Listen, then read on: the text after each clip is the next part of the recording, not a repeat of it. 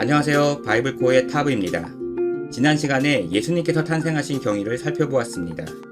오늘은 누가복음 2장 22절에서 40절에 있는 그 직후의 사건을 살펴보겠습니다. 모세의 법대로 정결 예식의 날이 참에 아기를 데리고 예루살렘에 올라가니 율법에는 여인이 아이를 낳으면 7일 동안 부정하다고 합니다. 그리고 남자아이 같은 경우에는 8일째 할례를 행하지만 이후로도 33일 동안 부정하다고 말합니다.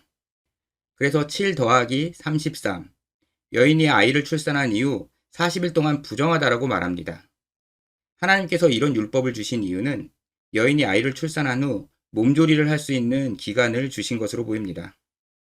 그래서 예수님이 탄생하신 지 40일이 지났기 때문에 그때 정결 예식의 날이 참에라고 말한 것입니다. 이는 주의 율법에 쓴 바 첫 해에 처음 난 남자마다 주의 거룩한 자라 하리라 한 대로 아기를 죽게 드리고, 하나님께서는 자신의 언약 백성의 첫 번째로 태어난 자들은 모두 자신의 것이라고 말씀하셨습니다. 그리고 그 근거를 출애굽 당시 10번째 재앙이 있었던 유월절 사건이라고 말씀하셨습니다. 그때 하나님께 대항하던 자들은 장자를 잇는 재앙을 받았습니다. 그렇지만 하나님의 은혜에 순종한 자들은 그 재앙을 모면했습니다.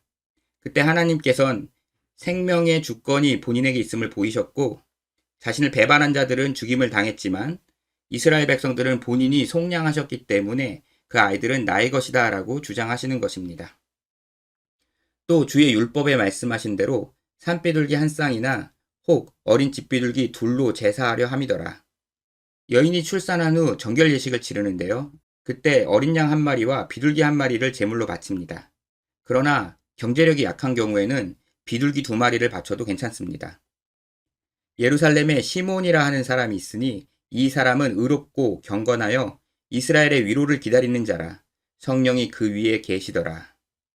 시몬이라는 이름은 들음이라는 뜻을 가진 히브리어 신몬을 소리나는 대로 번역한 것이 유력합니다.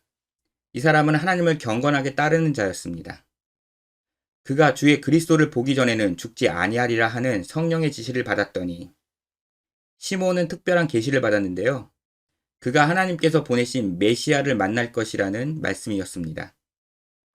성령의 감동으로 성전에 들어가매 마침 부모가 율법의 관례대로 행하고자 하여 그 아기 예수를 데리고 오는지라. 시몬이 성전에 왔는데 어떤 부부가 데리고 있는 아이를 봤습니다. 시몬이 아기를 안고 하나님을 찬송하여 이르되, 주제여, 이제는 말씀하신 대로 종을 편안히 놓아주시는도다. 시몬은 성령에 의해 이 아기가 본인이 기다리던 그리스도라는 것을 알았습니다. 주제는 절대적인 주권자를 가리킵니다. 그래서 하나님께 제가 이 마지막 사명을 감당하면 되는 것이군요 라고 말한 것입니다. 내 눈이 주의 구원을 보았사오니 이는 만민 앞에 예비하신 것이요 이방을 비추는 빛이요 주의 백성 이스라엘의 영광이니이다 하니, 시몬은 이 아기를 통한 하나님의 구원을 이야기했습니다. 그러면서 이방인과 이스라엘 모두에게 미치는 구원이라고 이야기합니다. 그의 부모가 그에 대한 말들을 놀랍게 여기더라. 요셉과 마리아는 이 아기가 특별한 아이라는 것을 알고 있었죠. 그런데 모르는 노인이 와서 이 아이가 모든 백성들을 구원할 자라고 하니까 깜짝 놀랐습니다. 시몬이 그들에게 축복하고 그의 어머니 마리아에게 말하여 이르되, 시몬은 마리아에게 한마디 더 하는데요. 보라, 이는 이스라엘 중 많은 사람을 패하거나 흥하게 하며 비방받는 표적이 되기 위하여 세움을 받았고, 시몬은 아기가 이스라엘에서 많은 사람을 망하게 하거나 흥하게 하는 일을 한다고 합니다. 그리고 비방을 받는 이라는 말은 대항한다라는 뜻입니다. 그래서 어떤 표시가 된다라고 이야기를 합니다. 이것이 무슨 의미냐면, 또 칼이 내 마음을 찌르듯 하리니 이는 여러 사람의 마음의 생각을 드러내려 함이니라 하더라. 그래서 이 아이가 겪게 되는 어려움이 어머니로서 칼이 마음을 찌르는 것과 같은 아픔이 있겠지만, 그러나 이 아이를 통해서 인간 본성의 실체가 각자 드러날 것이라는 말입니다. 그게 마음의 생각을 드러내기 때문에 이 아이를 통해서 죄 가운데 멸망하거나 아니면 구원을 받거나 하는 그런 일이 발생하는 것이죠. 또 아셀 지파 바누엘의 딸 안나라 하는 선지자가 있어 나이가 매우 많았더라.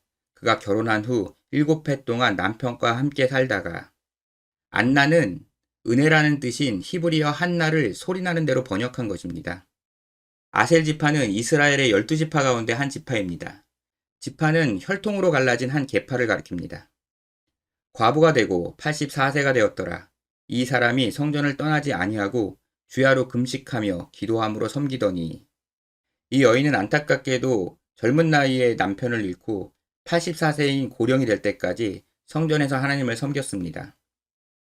마침 이때에 나아와서 하나님께 감사하고 예루살렘의 속량을 바라는 모든 사람에게 그에 대하여 말하니라. 안나도 시므온에 이어서 이 아이에 대해 말했는데요. 안나는 예루살렘의 속량을 바라는 사람들에게 이야기했습니다.